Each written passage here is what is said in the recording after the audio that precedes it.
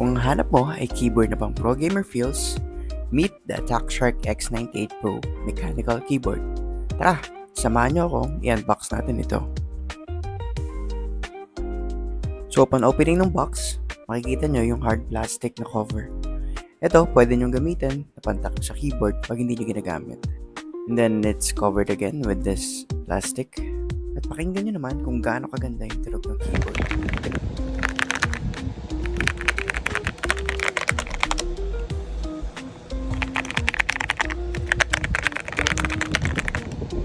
This comes with a manual, a USB cable na pwedeng gamitin na pang charge, or pwedeng ito na rin yung gamitin nyo pang connect sa laptop or sa any devices ninyo, along with an additional key switch.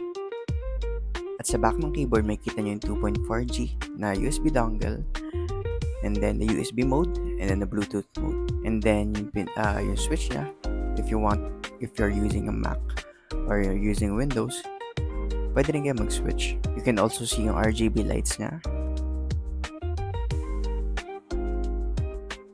At dito sa knob, pwede nyo palitan yung light intensity nya, kung gano'ng kataas yung brightness. At pwede rin palitan yung pattern, date and time, language,